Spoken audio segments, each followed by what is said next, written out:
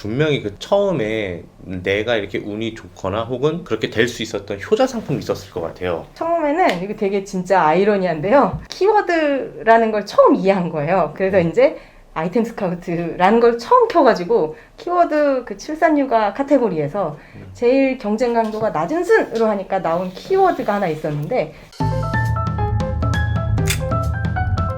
네, 안녕하세요. 투트랙입니다. 오늘은요, 채널 이름이 돈덕후의 머니생각이라는 그 채널명이에요. 돈덕후님을 모시고 한번 여러분들에게 도움이 되는 이야기하는 시간을 가져보도록 하겠습니다. 돈덕후님, 간단한 자기소개도 부탁드리고요. 유튜브 채널도 같이 함께 이야기해 주시면 좋을 것 같아요. 네, 저는 두 아이 열심히 키우면서 온라인 셀러로 한 2년 조금 지났고요. 그리고 유튜브 채널 돈덕후의 머니생각이라는 채널을 운영하고 있는 평범한 사람입니다. 이 돈덕후라는 거는 돈에 대해서 덕후다 뭐 이런 뜻인 건가요? 네. 그쵸? 돈덕질을 하는 돈덕. 아, 뭐 이런 의미입니다. 돈덕후 하면서 또 옆에다가 돈에 대한 생각. 네. 그렇죠. 지금 하고 계시는 온라인 사업은 어떤 건지 소개 좀 부탁드리겠습니다.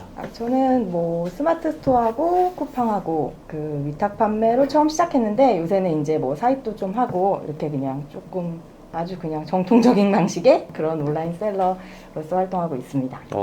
스스 쿠팡에서 위탁 상품, 이제 위탁 상품이라는 거는 도매국이라든가 뭐 도도매라든가 이런 데서 물건을 보고 올려놓고 그리고 난 다음에 이제 팔리면 주문해서 보내는 방식. 네. 그거랑 그리고 이제 그런 게 좀 잘 팔리면은 이제 사입을 조금 한 다음에 네. 원가를 좀 떨어뜨리고 네. 판매하는 그런 거 네. 말씀하시는 거죠? 네, 제주처에도 이제 직접 컨택해서 이제 오. 좀 사고 이렇게 잘 팔리는 것들은 좀 재고 두고.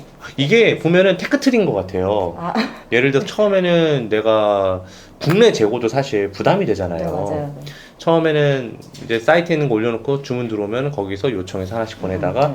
잘 되면은 그 사람한테 도매로 사서 조금 원가 네, 떨어뜨리고 네, 네. 더 잘 되면은 내가 진짜 원청까지 가고 네, 네. 이게 좀 테크트리인 것 같아요. 네. 그러다가 이제 스스로 제조도 하게 되고 네, 이제 그거를 이제 배워야 되는 단계입니다, 제가.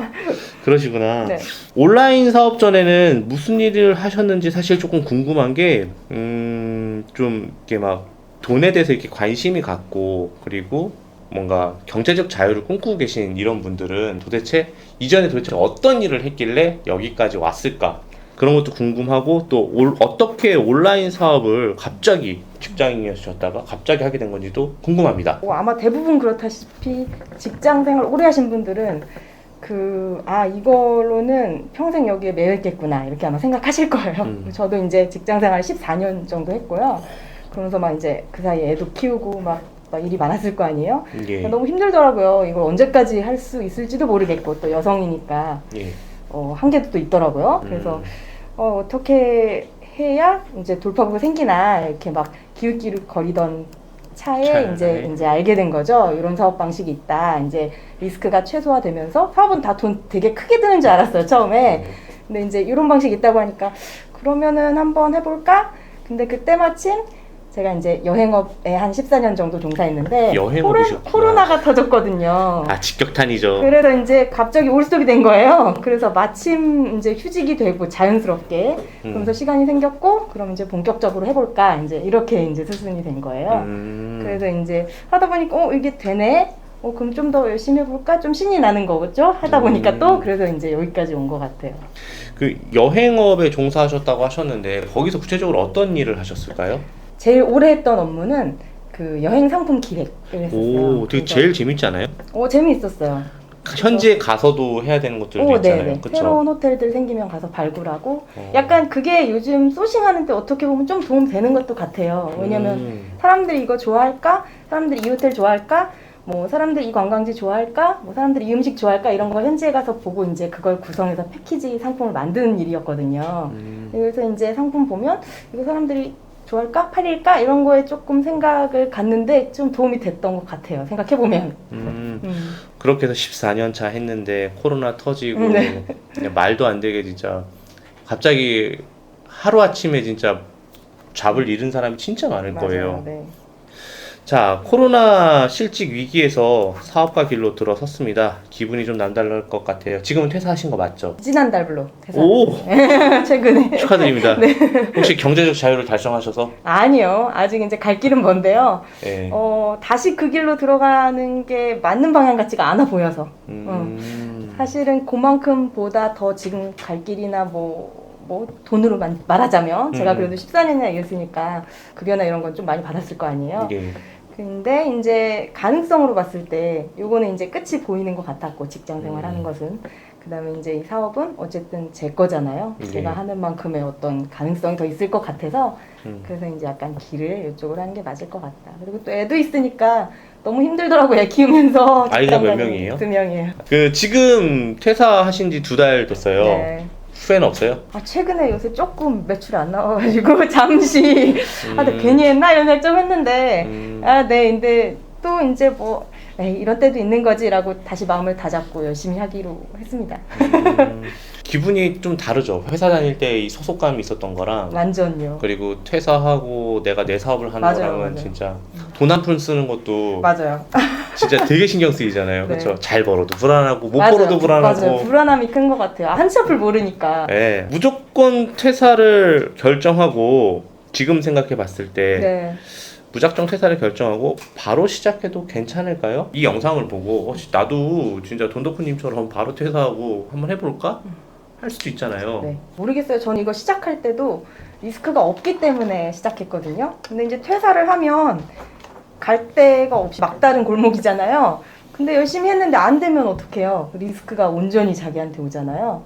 그래서 제 생각에는 어느 정도 해보고 그다음에 적성에 맞지 않을 수도 있을 것 같아요. 제 생각에는.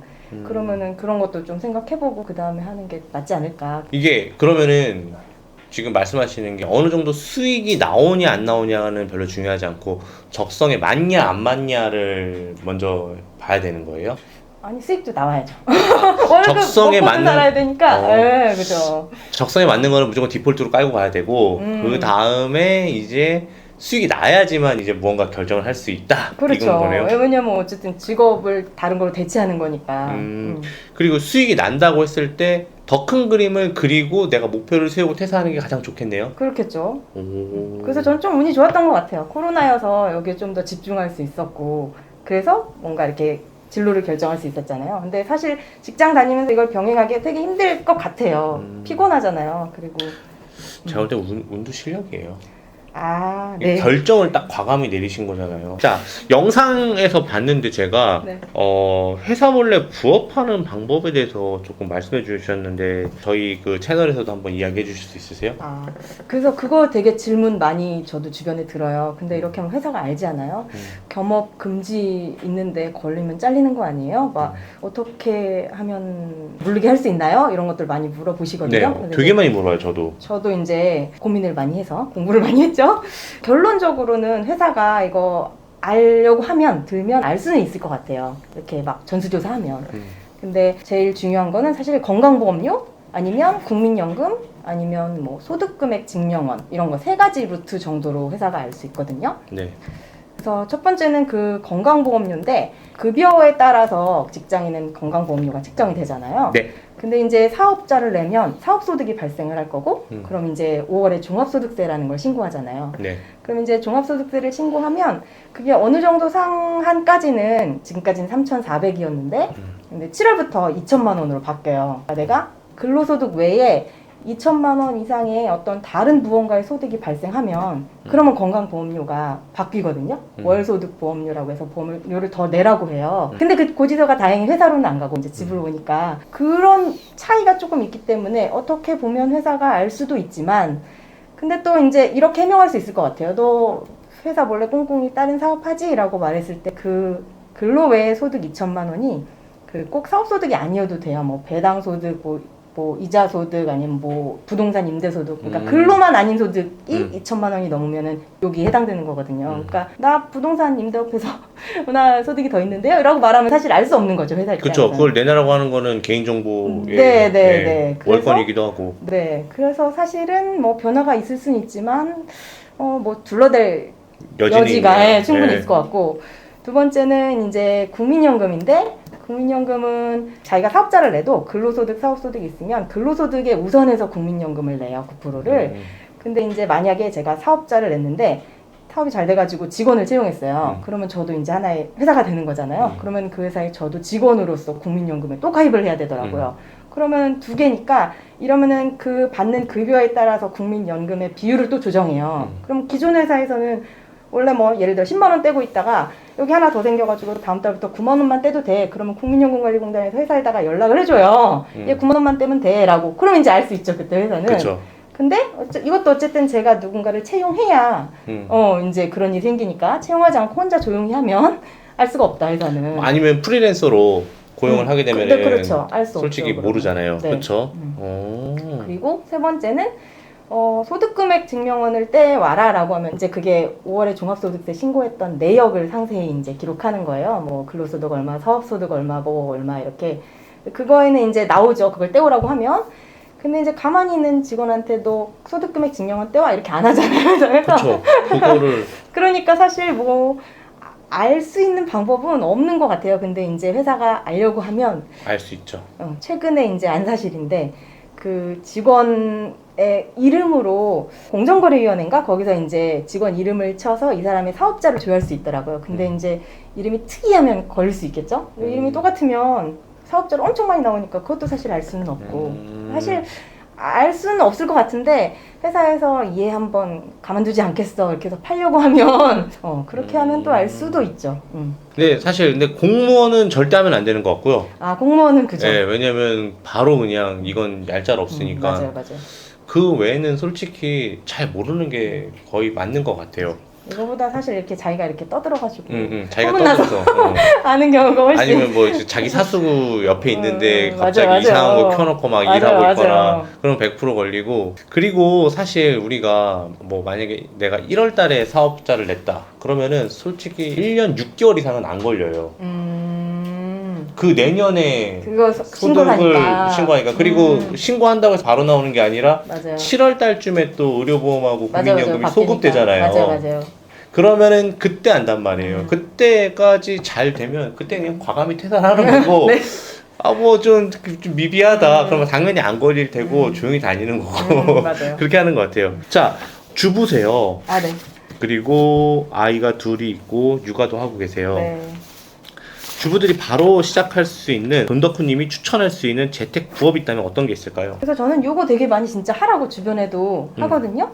이게 시간이 좀 자유롭고 자기가 일할 수 있을 때 아, 일하고. 지금 온라인이요? 네, 온라인 셀러를. 그리고 뭐 리스크 없고 처음에 저처럼 위탁처럼 시작하면 위탁 판매로 시작하면 그래서 그냥 주변에 애기 엄마들한테도 한번 해봐 이렇게 하는데 잘 안 하더라고요. 그렇죠. 얘기를 해도 뭔가 거창한 것 같고 네. 되게 힘든 것 같고 네. 대부분 그렇게 생각하는데 근데 지금 사무실 따로 있으신 거예요? 아니요. 그러면은 댁에서 하시는 건데 사입한 물건들은 어디다가 두세요? 그래서 방 하나가 완전 난장판입니다. 먼지 쌓이고 막. 네네. 와. 자, 그러면은 현재 어떤 플랫폼, 아까 스스하고 스마트 스토어 쿠팡이라고 이야기하셨는데요. 이 사실 스마트 스토어 쿠팡이 사실 트래픽 차이도 조금 차이가 있고 좀 검색 알고리즘도 좀 다르고 네네. 한데 어떤 판매 전략을 갖고 있는지 좀 궁금합니다. 저는 일단 스마트 스토어로 시작을 해가지고 네. 스마트 스토어가 거의 메인이고요. 메인? 쿠팡은 이제 트래픽이 워낙 많다고 하니까 그냥 거기는 올려둬도 팔린대요. 제가 이제 사입한 거 위주로만 네. 올렸는데 진짜 약간 신경 안 써도 팔리더라고요. 쿠팡은 진짜 트래픽이 많나 봐요. 그래서 일단은 메인은 스마트 스토어로 하고 스마트 스토어는 뭐 키워드 같은 거 많이 발굴하고 그 다음에 SEO는 당연히 맞춰서 등록해야 되고 그 많은 분들이 아, SEO가 네. 뭔지 모를 수도 있을 것 같아서 그런데 네. 대표님 입으로 한번 좀 설명 좀 해주세요. SEO가 뭐죠? SEO요? 그러니까 네이버에서 이제 상위 노출하게 네이버가 검색 엔진이잖아요. 그러니까 네. 검색 엔진에 상위로 노출을 시켜줘야 판매가 잘 될 거 아니에요. 네네. 근데 이제 상위로 노출하려면 이런 조건을 갖춰라라고 하는 가이드가 있어요. 예. 그게 이제 네이버 SEO 가이드고 네이버에서 공식적으로 발표하고 있는 거라서 뭐 썸네일은 어떻게 해라, 뭐 상세 페이지는 어떻게 구성을 해라, 뭐는 하지 말아라 이런 것들이 다 세부적으로 들어 있습니다. 이제 그거를 SEO라고 하죠. 예, 이름하여 검색 최적화. 아 맞죠. 그쵸, 네, 맞죠, 검색 맞죠. 최저가 한마디로 정리해 주세요. 네. 네. 탁 판매나 이런 거 할 때도 같은 물건을 이제 조금 다르게 보이게 포장해서 판매하는 방식으로 파는 걸 조금 하려고 해요. 왜냐면 이게 워낙 위탁하면 경쟁이 심하니까 같은 상품 똑같이 팔잖아요. 네. 그러니까 동일한 상품을 동일하게 파는 게 아니라 뭐 도매국에 가져와서도 그걸 다르게 판매하거나 경쟁을 피할 수 있는 방법 이런 것들을 이제 조금 하려고 합니다. 내 물건이 아닙니다. 그리고 내가 그냥 재고를 가지고 있지도 않습니다. 그런데 그 수많은 물건 중에서 수많은 카테고리 중에서 내가 어떤 방식으로 어떻게 소싱을 해서 픽을 하는지 처음 하시는 분들이 그래 나도 돈덕후님처럼 이제 위탁 한번 해볼래 라고 했는데 수많은 도매 사이트와 수많은 상품들에서 일단 질려버려요. 뭐부터 네. 해야 될지. 네네. 어떻게 처음에 접근하는 게 좋을까요? 소싱 방법 좀 알려주세요, 대표님의. 저는 네. 일단 뭔가 관심이 있어야 그걸 지속할 수 있는 것 같아요. 네. 이것도 어쨌든 지금 돌이켜보니까 계속 꾸준히 관심을 갖고 하는 게 결국에는 성공하는 비결 같거든요. 예. 근데 이제 관심이 있어야 그걸 꾸준히 할 거 아니에요. 예, 예. 근데 저는 제가 하고 있는 카테고리는 일단 메인은 그 출산육아 쪽이거든요. 제가 출산 육아. 애들을 둘 키우고 있다고 했잖아요. 예. 그러니까 이제 그 애들을 통해서 되게 아이디어를 많이 얻어요. 뭐 엄마 요즘 이거 사줘 그러면 그래 이게 왜 요새 유행이니? 막 이렇게 물어보고 그럼 이제 그래서 이제 놀이터에 가보면 애들이 다 그걸 하고 있어요. 뭐 이런 데서 아이디어를 얻는다든지. 아니면 이제 애기 엄마들이 요새 이제 맘카페 같은 거를 제가 또 활동할 거 아니에요, 애기 엄마니까.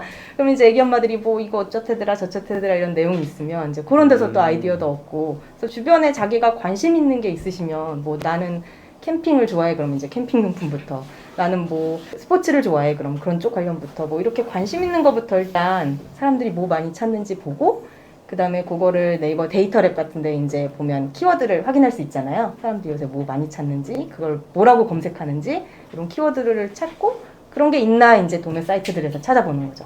그렇게 하시면, 물론 그게 처음에 이제 성공하지 않을 수도 있어요. 근데 그런 식으로 저는 합니다.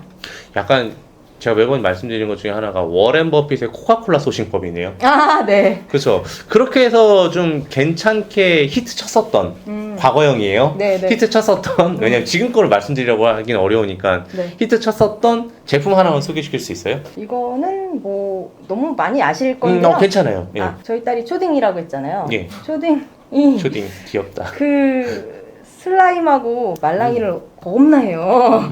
아마 그래서 이제 슬라임하고 말랑이도 종류가 시중에 엄청 많거든요. 근데 뭐 딸내미가 맨날 얘기해요. 엄마 나 무슨 슬라임 사줘. 엄마 나 무슨 묵존 슬라임 사줘. 엄마 나 무슨 오로라 슬라임 사줘. 지금도 엄청 좋아해요 저희 아이들은. 네, 그죠. 예. 엄마 나 인어가루를 사줘. 막 뭐 이런 게 있어요. 그래서 이제 마카롱 슬라임이라고 이렇게 마카롱 딱 별거 아닌데 그냥 슬라임인데 마카롱 통에 생겼고 색깔이 알록달록 생긴 게 있었어요. 그래서 그걸 사달래요. 그래서 그걸 보니까 이제 쿠팡에서 팔더라고요. 근데 이제 한 뭐 7,000원인가 8,000원 이 정도에 팔고 있었는데 제가 이제 그 업체의 다른 제품 때문에 애기를 하나 사주고 뒤를 열어봤어요. 그러면 뒤에 이제 제조원 뭐 판매처 이런 거 나오잖아요. 근데 이제 그 제조원이 마침 보니까 수입처가 제가 이전에 다른 것 때문에 소싱했던 수입처더라고요. 오. 그래가지고 이제 그 사장님한테 바로 이거 연락해서? 얼마예요? 이렇게 물어봤더니 뭐 한 50개였나? 한 박스 그렇게밖에 안 파시는데 뭐 얼마시라 하더라고요. 그래가지고 이제 한 박스만 사서 판매를 하고 그다음에 이제 뭐 다른 이슈 때문에 그만 팔긴 했는데 여튼 그렇습니다. 이게 출산 육아 쪽에 대해서 많은 사람들이 어린이 인증 받아야 되지 않아요? 라고 하는데 이런 부분은 어떻게 해결하세요? 이게 그래서 사실 수입하기가 어려운 것 같아요. 제가 아까 말씀드렸던 것처럼 제조나 수입 단계 지금 공부하고 있다고 말씀드린 게 제품을 수입하려다 보니까 인증을 받아야 되는데 그 인증 비용이 만만치 않고 이게 터질이라는 보장이 또 없잖아요. 그래서 이제 아직은 국내에 그런 인증받은 업체들 것만 거의 인증받은 업체 거를 네, 하고 있어요. 이렇게 얘기하시니까 점점 더 성장하실 것 같다는 생각이 듭니다. 네. 갑자기 생각나는 건데 네. 마카롱 슬라임은 매출이 얼마나 나왔을까요? 마카롱 슬라임은 제가 그 한 박스 정도밖에 안 팔아가지고 사실은 50개였나? 그 정도밖에 안 됐을 거예요. 그래도 마진율은 좋았을 것 같은데요? 마진 한 35%뭐 이 정도 됐어요. 그러니까 10,000원 정도에 팔았던 것 같은데 제 기억에. 그래도 한 4, 50만 원 그냥, 그 그냥 정도. 생활의 네. 아이디어로 네, 돼갖고 네, 된 네. 거네요. 네. 역시 사람은 자기가 관심 있는 것부터 출발해야 되는 게 맞는 것 같다는 생각이 듭니다. 대표님처럼 이렇게 생활에 관심이 가고 주변에 관심이 가고 내가 좋아하는 상품을 소싱하게 되면은 사실 실패할 확률이 되게 낮잖아요. 네. 그런데 이제 대표님도 실패해 보신 상품 있으시죠? 많죠. 맞죠? 근데 그때 실패했던 상품을 정했던 소싱법은 어떤 거였어요? 감인가요? 감도 그렇고요. 예. 근데 감도 맞을 때도 있더라고요. 그럼요. 약간 예. 감도 이제 맞을 때도 있고 틀릴 때도 있는데 제일 안 팔리는 거는 그런 것 같아요. 그냥 돈 된다니까 한번 해보라고 아, 이제. 우르르. 네네네네. 아. 그럼 이제 순식간에 갑자기 경쟁이 치열해지고 그 안에서 제가 뭐 특별한 뭐가 없으면은 팔릴 수 없잖아요. 그 대표님은 그러면 그 약간 이런 거겠어요? 남들이 다 파는 상품을 판매하려고 하는 것보다는 남들이 조금 덜 팔고 있지만 관심이 그래도 더 있는 것들, 그런 것들을 많이 판매하시려고 하시는 건가요? 그런 것은 당연히 필요한 것 같고요. 그래서 예. 그런 걸 많이 발굴하려고 하고 있고요. 근데 사실 이게 수요가 있어야 그래도 뭐가 팔리잖아요. 그럼요. 그래서 예. 일단 많은 사람들이 관심 있어 하는 거 그런 것들은 또 팔려고 노력은 해요. 시도는 해요. 근데 이제 안 팔리면 어쩔 수 없고. 근데 그런 것들은 이제 사입을까지 가지 아직까지는 않는 않고 거죠. 이제 처음에 이제 한번 해보고 이제 인기 많다니까 한번 해보고 이게 이제 많이 팔리네 그럼 이제 적극적으로 조금 하려고 합니다. 그럼 어떻게 보면 큰 손해는 아니겠어요? 뭐 내가 그렇죠. 상품을 네, 올려놓고 이미지 조금 네, 변형해놓고 네. 하는 정도의 수고지만 이게 다 공부가 될 수 있는 거니까. 맞아요. 사입까지 가는 거면은 진짜 100% 확신이 돼갖고 가는 거겠네요, 진짜. 그러니까 어느 정도 매출이 나오면 이제 그때 가죠. 예를 들어서 뭐 일주일에 그래도 한 두세 개, 서너 개는 그래도 꾸준히 나갈 것 같다. 팔리고 있다. 한 달 이상, 두 달 이상 이렇게 하면 이제 좀 더 적극적으로. 근데 대표님 사입과 위탁 비율이 좀 궁금해요. 지금은 한 5대5 되는 것 같아요. 오, 네. 많이 사입하시네요. 네. 와, 처음부터 그러진 않으셨죠? 네. 처음엔 100% 이타. 100% 위탁? 도매국에서. 남들 다 거기서 한다니까. 근데 진짜 궁금한 게 대표님, 그게 있잖아요. 처음부터 위탁으로 상품 막 올려서 안 되시는 분들도 진짜 많잖아요. 네. 네, 이분들은 어떻게 해야지만 좀 그래도 한두 개 정도 팔리는 재미를 느껴볼까요? 이런 질문도 되게 많이 받아요. 네. 이렇게 한다는데 도매국에서 어떻게 가져와서 파냐. 너무 다 힘들어요. 도매국이 저기 네이버 최저가보다도 비싸던데 뭐 이런 얘기 되게 많이 하세요. 저도 그래서 그런 거를 피하려고 이제 저 나름대로 고안하고 생각하는 방식은 제가 샘플 한번 가져와 봤어요. 네. 이런 거를 이제 제가 도매국에서 샀거든요. IM 캐터스 파우치입니다. 약간 불투명, 반투명 이런 건데 방수 파우치 같은 거죠? 네네. 그래서 이런 걸 판다라고 하면 예. 마스크를 넣어서 마스크 파우치로도 쓸 수 있을 것 같고 제 생각에 예. 그다음에 여기다가 뭐 학용품 같은 거 넣어서 쓸 수도 있을 것 같고 그다음에 얘가 이제 약간 방수 재질이니까 이제 어린이집 애들 보내니까 거기다 수건 같은 거 어린이집 수건 파우치 이거 보내게 돼 있거든요. 애들 이제 각자 쓰라고 수건을 그러면 이제 뭐 약간 젖으면은 여기다 담아서 보내줘요 선생님이. 그런 걸로도 쓸 수 있을 것 같고 뭐 용도가 되게 다양하잖아요 얘가. 예. 그러면 이제 그런 용도나 어떤 특정한 가치나 아니면 이걸 쓸 수 있는 누군가를 아이디어를 떠올려서 그런 방식으로 이제 얘를 파는 거죠. 그냥 얘가 파우치가 아니라 뭐 마스크 파우치, 어린이집 수건 파우치, 뭐 학용품 파우치 이렇게 뭔가 다른 이름을 지어가지고 팔아주는 거예요 얘를. 그러면은 얘는 제가 500원에 샀거든요. 500원 안 했던 것 같아요 여러 개 사면서. 근데 무슨 뭐 마스크 파우치 이런 건 2,500원, 뭐 2,000원 이렇게 팔리고 있고 네이버에서는 어린이집 파우치 이런 건 이제 어린이 들어가면 좀 더 비싸게 팔려요. 그래서 뭐 3,000원, 뭐 2,500원, 3,000원, 3,500원 뭐 이렇게 팔리고 있고 그렇게 충분히 이용할 수 있지 않을까라고 생각을 해요. 그래서 이제 그런 식으로 좀 아이디어를 많이 떠올리려고 합니다. 약간 내가 너에게 이름을 붙였으니 너는 그 가치를 네네 맞아요. 해라. 네. 그래서 사람들이 그러면 보통 어떤 실수를 가장 많이 하길래 그런 영상을 찍어서 보내드렸을까요? 긁어서 이제 그대로 붙이면 너와 나와 모두가 다 경쟁을 하는 거죠. 500원에 450원, 430원, 420원 이러면서 그러면 이제 다 죽는 거죠. 자, 이렇게 팔았던 우리 돈덕후님이 자 매출과 마진율이 궁금하지 않을 수가 없어요. 제가 메인몰이 있고 세컨몰이 하나 더 있어요. 그거 음. 이제 100% 위탁하고 있는 건데 다 합쳐서. 그거 다 합쳐서 한 2천만 원 정도 되는 것 같아요. 와, 마진율은 마진은 수수료 이런 거 다 떼고 한 20% 정도 되는 것 같아요. 하루에 할애하는 시간은 얼마 정도 돼요? 할애는 그래도 꽤 하는 것 같아요. 애들 보내고 한 6, 7시간 정도는 하지 않을까 싶어요. 야, 7시간 일하고 400만 원 이상 벌면은 저는 정말로 나쁘지 않은 선택인 것 같은데요. 네. 예, 와, 저도. 진짜 상품 기수는 몇 개 정도 올리셔서 2천만 원 정도의 매출이 나오시는 걸까요? 메인몰이 한 180개 정도 되는 것 같아요. 이 180개에서 그러면은 그래도 내가 뚜렷이 기억에 남는 상품들은 몇 개 정도 있을까요? 판매량이 그래도 베스트셀러나 계속 꾸준히 나가는 스테디셀러 이런 거는 한 10개 남짓 되는 것 같아요. 이거 봐. 사람들이 이걸 알아야 돼요. 내가 공들여서 올린 상품이 안 팔릴 수 맞아요. 있는 게 맞아요. 근데 이게 안 팔리면 실망한단 말이야. 음. 그래서 많은 사람들이 하다가 멀어지는 맞아요, 거예요. 맞아요. 예를 들어서 이거잖아요. 음. 170개까지 올렸는데 하나도 안 팔렸어. 근데 170 하나부터 팔리기 시작했어. 네. 네, 그럴 수도 있는 거잖아요. 네. 저는 이게 양적 팽창은 질적 전이를 낳는다고 생각을 하거든요. 네. 처음에 그렇습니다. 올렸던 1번 상품보다 171번째 상품이 훨씬 더 질이 좋을 수밖에 맞아요, 없잖아요. 맞아요. 그렇죠. 네. 그래서 좀 참고 견뎌야 되는 시간이 저는 조금 필요한 것 같아요. 맞아요. 적극 공감합니다. 네. 이렇게 된다고 어느 순간 어떻게 터질지 모르니까. 실력도 늘어나게 되잖아요. 맞아요, 맞아요. 그렇죠. 그래서 이 영상을 보고 계신 분들 중에서 지금 내가 올린 상품이 너무 안 팔린다 할 경우에는 다양한 가설을 세워서 다양한 시도를 통해서 증명을 하고 그거를 또 반영을 해 나가면서 좀 성장하셨으면 좋겠어요. 맞아요. 자, 그러면 2천만 원 매출을 달성하는 데까지 시간이 얼마나 걸리셨어요? 제가 2020년 정도부터 본격적으로 했으니까 2년 정도 걸린 것 같아요. 2년 정도. 처음에 매출은 얼마 나왔었어요? 첫 달은 한 뭐 10만 원, 20만 원 그랬던 것 같아요. 20에서 50 사이.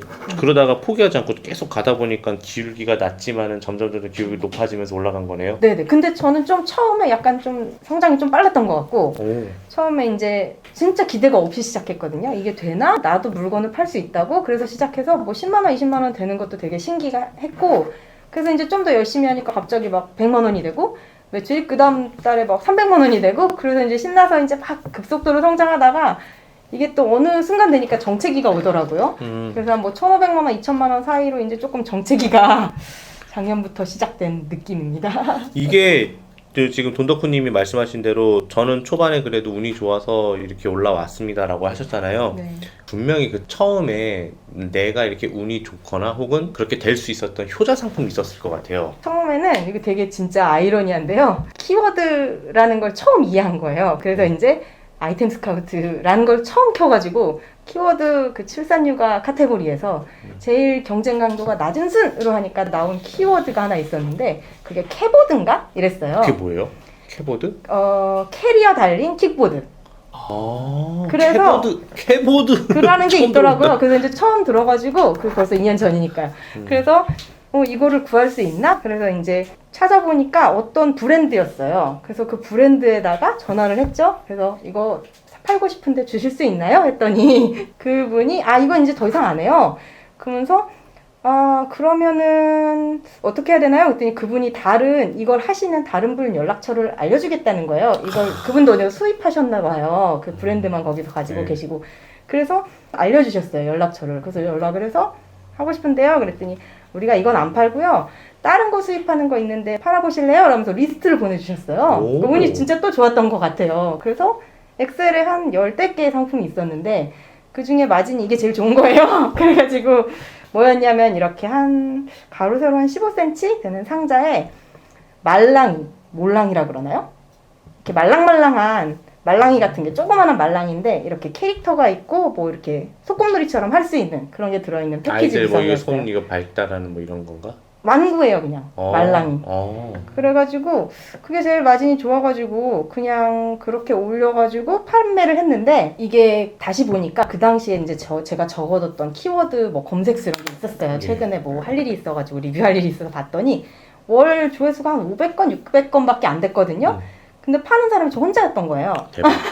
600건을 그냥 다 쓸어갔네. 그냥 네. 아주. 그러니까 이제 사람들이 그래서 거의 하루에 하나씩 주문을 받았던 것 같아요. 초창기에 그냥 조용히 저 혼자 계속 팔다가 나 이러다 부자 되겠는데 막 이랬는데 어느 날 신기하다. 이제 전화 드리니까 발주 넣으니까 품절입니다 이러시더라고요. 그래서 이제 이제 끝났구나 이렇게. 이게 참 뜻이 있는 길에 길이 있다고 어찌됐든 간에 내가 어떻게든 한번 해보려고 아이템 스카우트를 네. 열어서 내가 좋아하는 카테고리에서 경쟁 강도 가장 낮은 순으로 해갖고 갖고 온 키워드를 전화를 하고 또 통해서 네. 리스트를 받았는데 네. 거기서 가장 좋은 마진율 갖고 와서 올렸는데 네. 어쩌저차해서 그렇게 됐어요. 역시 대한민국에서 나만 파네 이러면서 네. 와. 그래서 이제 저는 초보분들한테 이런 거 한번 노려보라고 해요. 그냥 조금 키워드여도 검색수 작아도 그래도 이제 시중에 안 풀려 있으면 나랑 몇 명만 팔고 있으면 한번 해보시라고.